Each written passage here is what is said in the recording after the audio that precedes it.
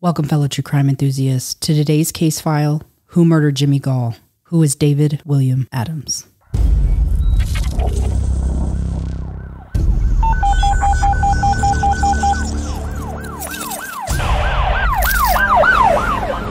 Year-old male, 11 Silver Hollow Road, between Lane Road and Cross Patch Road. Welcome to Body of Crime, your go-to true crime podcast, where we plunge headfirst into the gripping world of criminal mysteries. Join your hosts, Jose Medina, Crystal Garcia, and Alicia Anaya, as we deliver the full stories, immersing you in the heart of each case.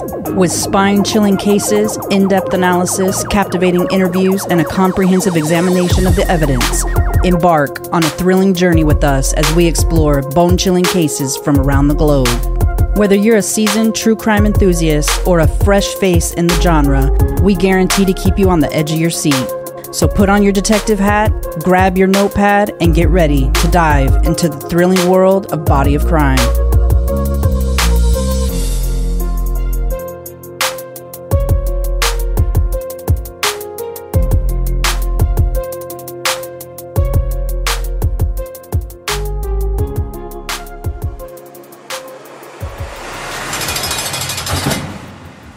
In the last episode of this series, we completed the deep dive into the Gaul family, ending with Randolph Eugene Gaul.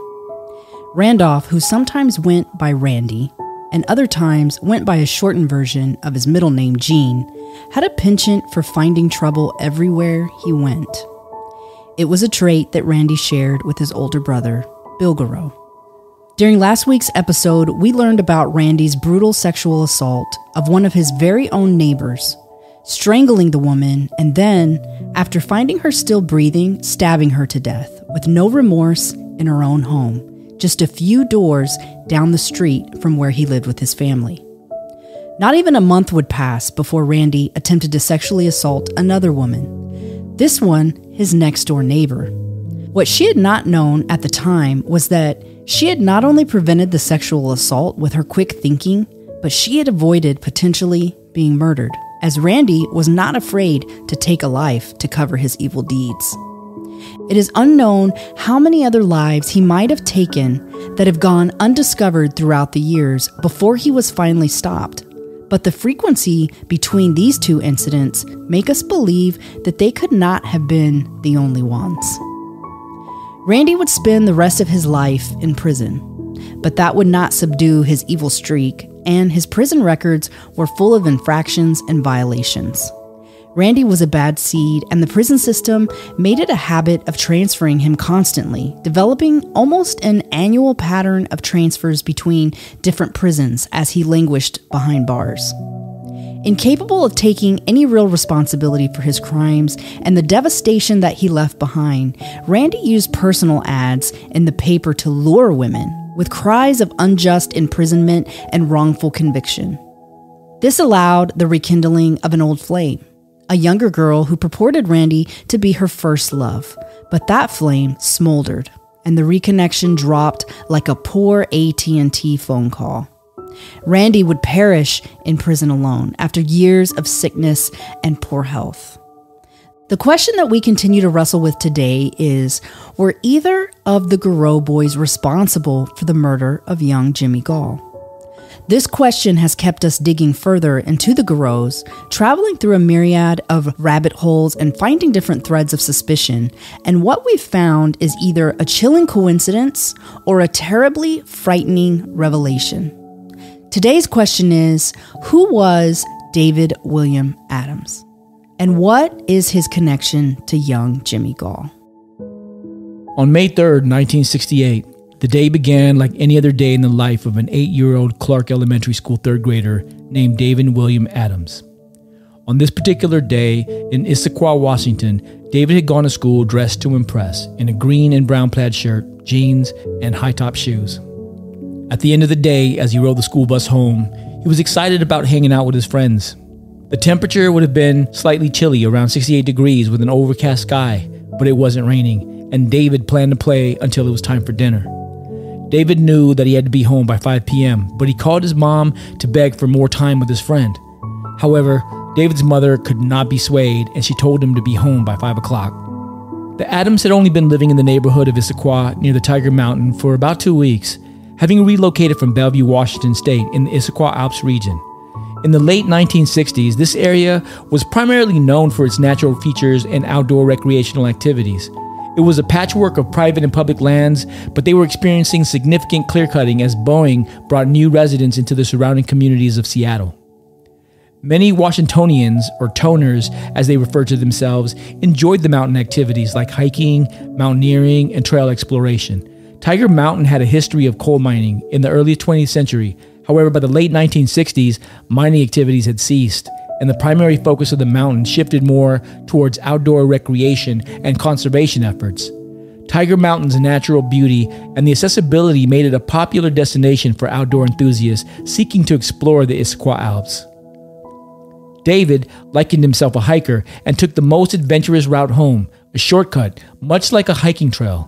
At around 5:15 p.m., Mrs. Adams became annoyed when David had not yet arrived home. He was usually very punctual, and she thought maybe he had lost track of time.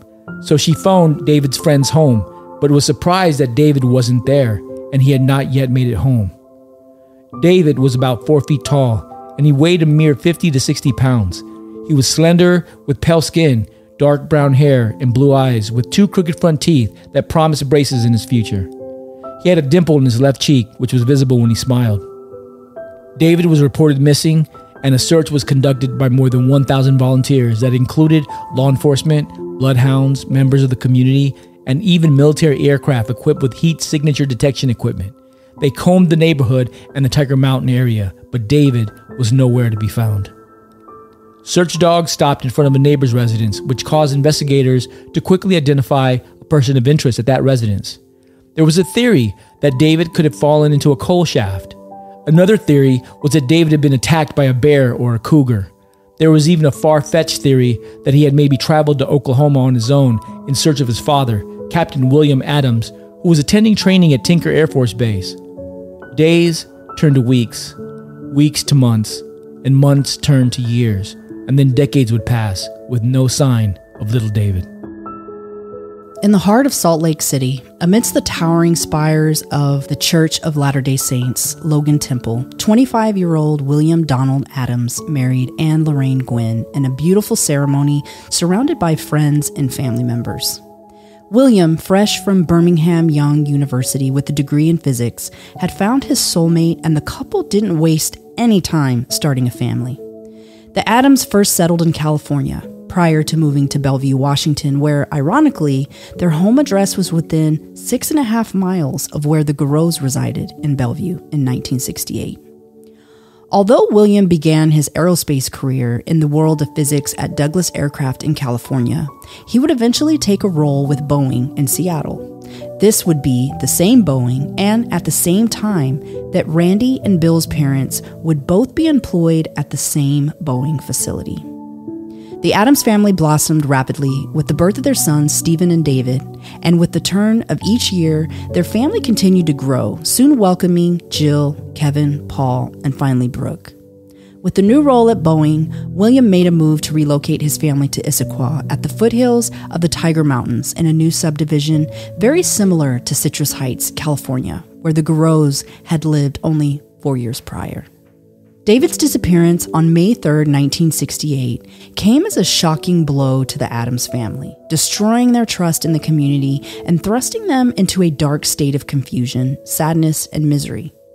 David had been born on January 26, 1960, and had just turned 8 a few months prior at the time of his abduction. He was an adventurous Aquarius, both independent and unpredictable, but also friendly and creative.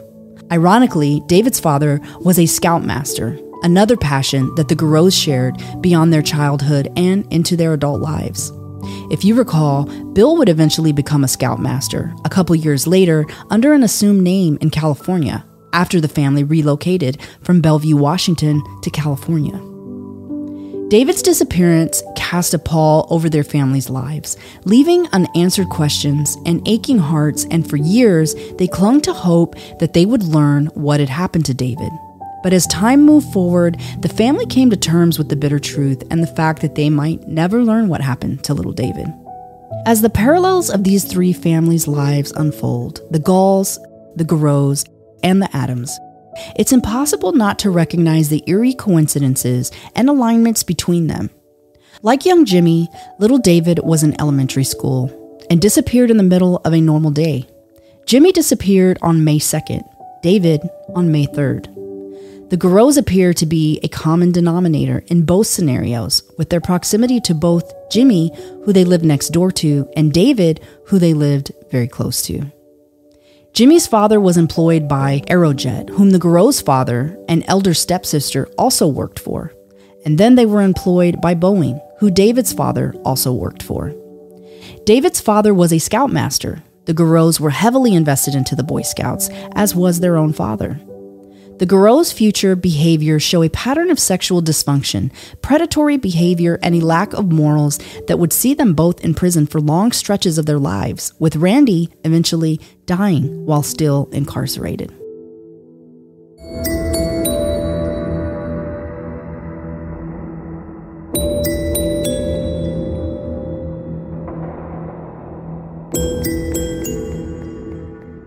Whoa. How did we find this other victim, David?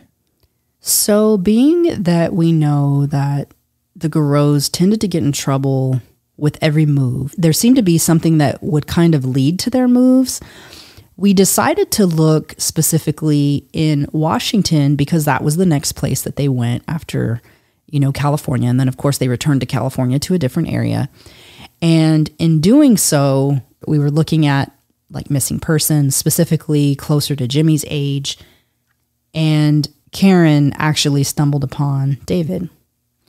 Initially, when, we spoke about it, we, of course, wanted to look and see, well, is there really any need to look at this? Yes, he's close to the same age, and it started to become pretty eerie, honestly, to see the similarities, not just in the family makeups, but also in the distances, the type of neighborhood, that the parents worked together, all of those things. And so we started to dig further. What was it that you guys found in terms of the crime? What was the circumstances around his abduction? Like we said, he had gone to a friend's house after school that day, and just, like a normal day. And they had only been there for a couple weeks. So they had moved from the neighborhood that they were in. And really I don't know that it was part of their move, because this was actually, I believe, a brand new house. That house was built that year. But their dad was placed on active duty, and ended up he was a captain in the Air Force. Yeah. And so during that time, shortly after their move, he was sent to Oklahoma, and they had only been in this new house for a couple weeks. Now, the reason that he already had friends there is because their family was very active, and still is very active, in the Church of Latter-day Saints. And he knew a lot of kids from the church who went to the church who lived in that neighborhood. So this was a kid he had known for a while. He went to play at his friend's house. He knew that he was supposed to be home at 5 for dinner, called his mom, and his mom's like, no, you need to come home.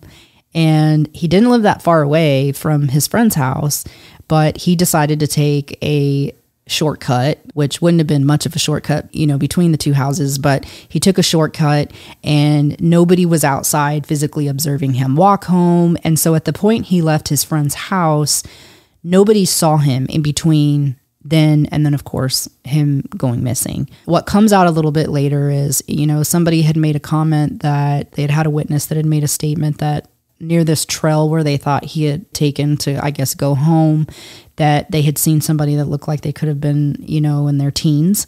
Then when police looked at old police records and saw that the dogs had stopped in front of a particular house, and the person who lived in that house happened to be around that age, they decided to hone in on that person, and they actually reopened the case at a certain point. And so that became their person of interest. But nobody, had, at least during that time frame, had really seen him. Where the dogs stopped is where his scent ended. That doesn't mean necessarily that he was at that house, and they did go search the house. So that just means that the scent ended there. So he could have been picked up in a car, anything of that nature. And and being that they conducted this search, and at the time, heat signature was new. That was something new. So, and because he was Air Force and he had his connection with the Air Force, they did participate in the search. They didn't find anything. Now, the following day, there was a couple witnesses who said that they had observed him a little bit further from the house. And I think this kind of aided in the whole theory of him being all right in the beginning. Because in the beginning, everybody was thinking he was fine, that maybe he had gotten lost. They had only lived there a couple weeks. Right. And so when these other witnesses come out, they were like, well, we just assumed he was fine, but we think it's him, you know. And one of the people who said that they saw him, her daughter was friends with him. So they assumed it had to be the right person, but it was the following morning and it was further away from the house, which would have actually been closer to where the Garreaus lived. But they weren't really able to confirm that. And of course, nobody has ever seen or heard from him since. The different theories, when they reopened the case, the police really felt like because that individual who became the person of interest, because he hadn't been talked to, when they went and talked to him, they felt like it was a key to the case that had been missed early on. And they felt like the other scenarios that had kind of come up early in the beginning, like him going to Oklahoma or him getting lost and, you know, and something happening like a cougar getting him or a bear getting him, just wasn't logical. Even him falling in a mine shaft, which they did look at those places as well, that just didn't seem logical to them. I don't know how well the dogs were at tracking back then, but one of the things that I've learned recently is that tracking dogs, they're either good at tracking live or they're good at tracking the dead. They're not good at tracking both. And typically that's defined during the beginning of their training. I found that surprising. And so I kind of questioned the dog that they used. Was it the right dog? They didn't say, because there's a couple areas where it says bloodhounds. And then there's a couple areas where it just says, I forgot how they called it, but like a search dog. I can't remember off the top of my head what it was that they used for the search, but they used something of his. They used something of David's, obviously, to try to pick up his scent. But where his scent ended was in front of that house, which would have been before his house. With this individual, some things, you know, that I think are important to note, because if you were to go look David up and, you know, look his case up, you're going to see a lot of old stuff like on Reddit from, you know, different people talking about the case, different things that people had heard. One person had said that they had heard something that maybe this guy had newly laid concrete. That wasn't true. You know, people talk about him leaving and joining the service and leaving right after this took place. And I don't know if he joined or if he was drafted at that point in time, but he did go to Vietnam. He got hurt. He got an award and he served honorably. He got out honorably. He's married now. Like, he's had no criminal history, not before then, not after then. So not to say that there's 0% possibility that that person of interest could in any way be connected to his disappearance, but it's highly unlikely. Wow. And then there's 1,000 volunteers that are out there looking with the community.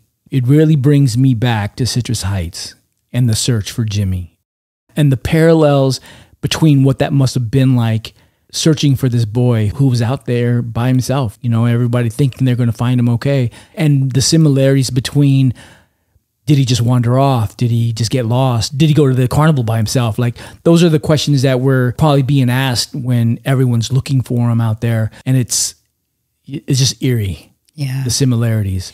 And in the beginning, you know, his parents were kind of like, he'll be okay. Like, they felt like he was obviously not a pro, but like he was an outdoors type of kid. He was smart. He was, you know, a rambunctious kid. And his parents felt like if he did get lost, we think he'll be okay. Like, he'll make it somewhere where he can, you know, somehow they'll get a hold of us or whatever. So, but in the beginning, I don't think his parents were really thinking he's not coming home. What can you tell us about David's family, besides David's father being in the Air Force? David's father actually worked for Boeing for a very long time. He did that little, you know, when they activated him or whatever, and then he continued to work for Boeing. So he stayed in that industry. They actually stayed in the same neighborhood for a very long time, very active in that same church for years, and really developed a lot of friendships and community, you know, relationships in that area. After so many years, the family really made peace with the fact that they knew he wasn't coming home. I don't think they really had an expectation that anything would change in the case, I guess, if that makes sense. When they reopened the case, even at that point, I think the family was kind of, well, they all had a little bit different feelings. The kids were different ages back then. It had been so many years at that point. I want to say it had been a little over 40 years. The siblings were a little bit different as far as how they were taking things, because of course it hit the media again. And of course people want to start asking questions and stuff starts happening online. And there was a couple comments where, some people were saying, I don't even know that they really even want to know at this point what could have happened. Like, they've made peace now, for it all to come up and then to find out, how and all of those things. They're at peace, I guess, is the most important thing. And we actually reached out to some of the siblings and to the mother, because the mother and father, David's mother and father, are both still alive. One of David's sisters messaged me back, and really what we were trying to find out was if they remembered the Garreaus, because I wanted to see if there was a relationship there at all. And they did say that they knew the Garreaus. So there is a connection with the Garreaus and with this family. Right. What I want to stress is that in the world of crime, we know that a stranger committing a crime against somebody that they don't know is less likely. So it's rare. It's very rare. It is rare. But we also have almost 50% of murders that aren't prosecuted, that are unsolved cases, right, technically. So could those results be a little bit skewed? Maybe. But it is rare to have a complete stranger who you've never heard of that did something, especially an abduction or murder or anything of that nature. So to know that they knew them is a significant piece of that puzzle. I would think so. And I would also think that if the detectives that were investigating this abduction were to have known about the proximity of the Garreaus to the murder of young Jimmy Gaul, that they may have at that point become persons of interest. Right. Because of the similarities of the case, the similarities of the age, the proximity in the neighborhood and things like that. There's a lot of coincidences there that are just very strange. The thing is that even now, there's a lot of different systems within the law enforcement network that don't communicate.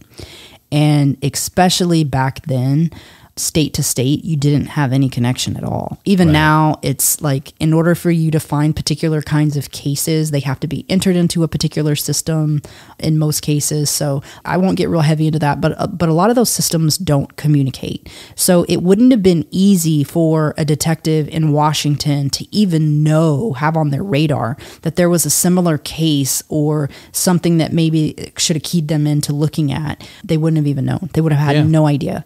Unless someone knew the Garreaus were there or saw them or someone had some kind of link to them, there's no way the cops would even looked in that direction. Right. In terms of the family, what is the coincidence that the families would all be connected? That Jimmy Gaul's and the Garreaus family would be connected by the job at Aerojet, and then the Garreaus would be connected to the Adams by Boeing. It's crazy. I'm not going to lie, and I don't typically talk about, I guess, my personal feelings typically, but it was pretty gut-wrenching to find those similarities, because you want to think if somebody's capable of this, maybe they didn't do this in a whole lot of places. To see another family who is experiencing something similar to what the Gaul family is experiencing. And not just that, but the community as well. That community would have experienced a lot of the same things that, Jimmy's friends and family and community is experiencing even today. The same. And so to see that, it just is so tragic. It is. It really is. And then the other similarity too is the connection to Boy Scouts. The fact that, David's father was a scoutmaster. So was the Garreau's father, was also a scoutmaster. There's a lot of connection there. Was David in the Boy Scouts? And could he have spent time around the Garreaus in Boy Scouts? I don't know that at that point that the Garreaus were active in the Boy Scouts. That doesn't mean that their dad wasn't participating somehow, some way. But there's still some other details that we're trying to kind of comb through and pull together. But we're also pushing this information forward to those law enforcement agencies as well. Yeah. I don't believe in coincidences. And once you start looking at all the similarities between the two cases, and then you start, looking at the connections there, it could be nothing or it could be everything. Let's talk about this person of interest and how easy it is to become a person of interest in a crime. All it really takes in order to become a person of interest in a crime is proximity, right? You just got to be close to the crime when it happens. You don't have to be involved in it. You don't have to be a participant. You can just be close by. So for example, if someone broke into a house and you were going for a walk and you walked across the front yard, someone could see you there and go, I saw Joe at the same time when the crime was being committed, walking in front of the house. So he must have been the burglar, right? So proximity is a big one. And sometimes evidence can point you in the wrong direction. So for example, in this situation, when we're talking about David disappearing, we look at the fact that the bloodhounds led to the front house. That causes you to deduce that, oh, this must have been the last place that he was, and so he must still be here, right? Or he must have been taken into the house, and so this is where the trail stops. This is our person of interest. This person could have had nothing at all to do with this, but because that's where the trail ends, he's somehow implicated as a person of interest. One of the things that they said is that this person of interest didn't have a good alibi. And I guess he had gone and had dinner or something with his family, and they had come home. And shortly after, he participated in the search for him, because keep in mind that he was an adult at this point in time. And so when you have a witness come out and say, oh, well, I saw somebody around this age in this area. So they're like, okay, that could be him, right? Even though he wasn't home at the time, based on that timeline, it didn't seem like he would have been home at that time. He wouldn't have arrived home until, just before they were starting to do the search. But the other thing too is that when you have detectives today looking back at a cold case and they're saying, how come nobody talked to this guy? And so that when they're piecing things together and they're like, oh, well, that could be him. He was about that age. And also the dog stopped in front of that house, which is where we believe he lived during that time frame. And so you start piecing those things together, and now it becomes more likely that you could be a person of interest. Right. And so when they say he didn't have a good alibi, did he not have a good alibi because they said he hadn't been talked to originally, So did he not have a good alibi 41 years ago? Or did he not have a good alibi 41 years later? Who remembers? I barely remember what I did yesterday. Right. It's going to be real hard for me to remember what I did 41 years ago. Right. No, absolutely. He was part of the search party, so emotionally he would have a recollection of that day because it would have been something traumatic. He participated in the search. Yeah, he would have remembered that day, but you're right. He may not have remembered what he did before he began searching for this missing boy. Right. Back in the 1960s, there were no electronic signatures. There were no electronic trails. So you couldn't look at his cell phone and go, oh, it pinged here, it pinged there. And so he must have been in the proximity. Back then your alibi was just what you said it was. Oh, I was at the store. Oh, well, who can vouch for you if you were at the store? And if somebody else can vouch for you, then your alibi is good. But it's very shaky. It's not like it is today where they can pull your GPS out of your car and go, wait a minute, you were down the street from there where this happened, And right now that's a big deal. And back then we didn't have that. So alibis were a lot easier to get away with back then too.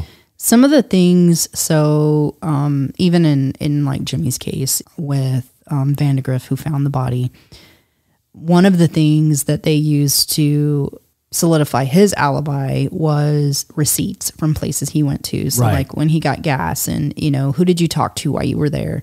And they were able to solidify his alibi based on that. Sure. So with somebody of his age, which he wasn't a child, he was teen. Yeah, he was a teen adult. And being with his family, he wasn't going to have receipts like that. So yeah, his alibi wasn't going to be to today's standards wasn't going to be a solid alibi. Right. And, and then some of the little things that they kind of latched onto during this time as well was things like, first of all, I'm just going to say, for you to even be willing to take a lie detector test, not to say that somebody absolutely wouldn't, because I know that people have, but first of all, you should always have an attorney. You really should.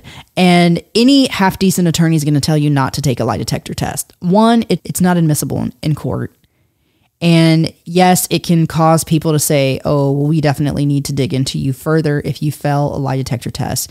But they have been shown not to be 100% accurate, which is why they're not admissible in court. And because there can be some, difference in people testing them, just a lot of different things. Right. So for him to have agreed to take a polygraph test, to me, signals more on the side of there's a possibility that he's telling the truth. It wasn't that he was sitting there thinking, I can beat this polygraph test. Yeah. Not just that, but when he went to Vietnam, like I said, he had gotten hurt. He came home with a Purple Heart, and he came home with PTSD.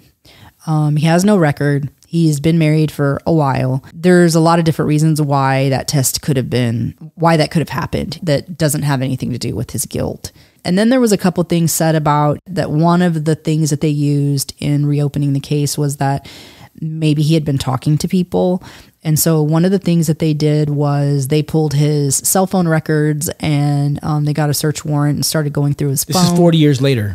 Right. Yeah, when there's phones. Right, when there's Cell phones. And so, of course, they didn't find anything. They never were able to even arrest him. They didn't charge him with anything and all of that. And his brother's been a big advocate for him, which naturally, if you're like, hey guys, come on, like you're just picking the most, he's one of the only people that's still alive that you can even speak to about this, that people have either tried to finger or said maybe he could be him based on what the witnesses said. And actually, I don't think anybody ever came out and said, I saw him. It was more of I saw somebody who looked kind of like this around this age. Right. So it could have been somebody completely different. And it was more than likely somebody completely different. And if you look at the Scott Peterson case, how many people saw Lacey Peterson after the December 24th? She was seen like 100 times after we know she was already dead. Right. So an eyewitness to seeing a person, especially when you don't know the person, it's very hard to definitively say, this was the guy that I saw. Because a lot of times you're just generalizing a person's appearance. It's a white guy, or it's a black guy, or it's an Asian lady, or it's an Asian man, or whatever. Like you're not really able to distinguish one person from another when you don't know them. So right now I'm doing research on the Green River Killer. We've requested an ability to interview him in prison. So I've been doing research on him. And one of the things that stood out, I'm thinking about now, because we're talking about being a person of interest, in the investigation of the Green River Killer, there were over 300 persons of interest. More than 300 people who detectives said could have been the Green River Killer. So there is a difference between a person of interest and a suspect. A lot of times the media will say that a person is a person of interest. Other times they are a suspect. Do these terms matter, and do they give you any different legal rights? When law enforcement or media are talking about a person of interest, what they're saying is, we believe this person may have information about the crime. So there's no suggestion of wrongdoing in that case.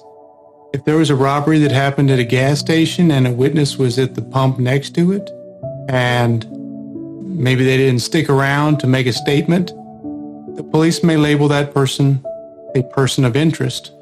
They have information about the case because they may have personal knowledge, something they personally witnessed. Of course, further down the scale is a suspect. A suspect is when the police think that the person may have committed the crime. Now, there's no requirement that a person begins as a person of interest and then escalates to a suspect. And a lot of times people become suspects, and then it becomes clear they could not have committed the crime, and then they're no longer a suspect. Just because a person hasn't been labeled It's suspect yet does not mean that all the police don't think that that person committed the crime. Anytime that somebody's murdered, they start internally and move their way out. They start to rule people out. So a wife, a husband of a victim is always going to be the first person of interest. So yes, so they'll call them a person of interest. This is a person of interest. Right. This is a person of interest.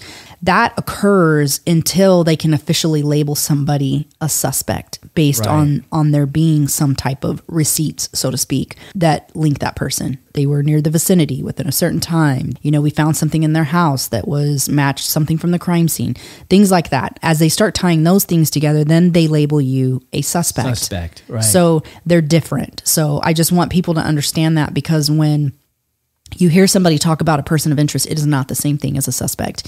And a lot of times, not so much in the past, obviously we know that back in the 60s, they were putting people's addresses and names and everything in there, who the witnesses were and all of that, which is just crazy to think of today. You could also smoke on a plane. Isn't that crazy? And they had cigarettes and MREs, but which they still have matches in there. I'm not sure why. But, you know, today, in order for, you know, the media to put somebody out, generally, unless there's family members, I know that we see a lot of cases. You'll see a lot of cases come up on TikTok where, you know, like a family's been interviewed and, you know, somebody's saying, oh, I think the mom or I think the dad or, you know, whatever. But the media is careful about not revealing somebody's name who hasn't been labeled a suspect. And if somebody has been labeled a suspect, generally you're going to hear about them, especially if it's a high profile case, even if they end up later being ruled out. But like with this individual, they didn't release his name. We do have his name, and we've actually reached out to him and his brother. But when the media spoke with the individual and with his family after the case had been reopened and they questioned him and all these things took place, the media chose not to disclose his name. 41 years after the disappearance of little David, a cold case squad based out of Keene County, Washington, reignited hope in the family, breathing new life into David's case when David's cold case was reopened. The cold case detective discovered an initial person of interest that had not originally been questioned at the time of David's disappearance. The man quickly became a prominent person of interest as the detectives honed in on him. The detectives became focused when the suspect began exhibiting evasive behavior and subsequently failed a polygraph test. But throughout all the additional scrutiny, no arrests were ever made. No charges were ever filed, leaving the Adams family short of closure and exasperated that they had relived a traumatic event 40 years later for nothing. It is easy to become a person of interest in a crime. It only takes proximity and a weak alibi to draw the attention of detectives desperate for answers. Was this person of interest responsible for little David's disappearance? With no criminal history, no record of sexual deviance, no incidents of poor judgment, this Vietnam veteran suffering from PTSD could be a distraction from the real perpetrator of David's abduction. Do the Adams know the Garreaus? Well, we know now that they did. We reached out, and they responded. Could the answer lie closer to home than anyone ever imagined? With each new discovery, the boundaries between coincidence and reality blur, leaving us to grapple with the unsettling possibility that there may be more to these events than meets the eye. As the search for truth presses on, we're left to wonder, who is David William Adams? Did his path ever cross the Garreau boys? What secrets lie buried beneath the surface of his disappearance? And what, if anything, does that tell us about young Jimmy Gaul?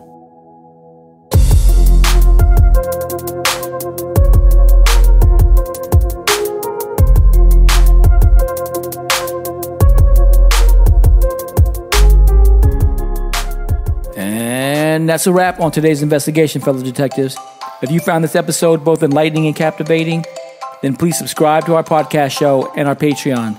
Leave a review and hit that like button. Share our podcast with others and engage with us on our website and social media platforms. You can find us on all major podcast platforms as well as our website at www.bodyofcrimepodcast.com, where you can access all of our episodes and bonus content, including valuable resources. By expanding our community, we believe we can make a greater impact in our pursuit of truth and in shedding light on crucial cases. If there's a case that you'd like for us to cover or a personal story you'd like to share, please don't hesitate to contact us through our website. We always welcome your feedback and suggestions. Until next time, stay sharp, and thank you for tuning in to the Body of Crime podcast. Bye.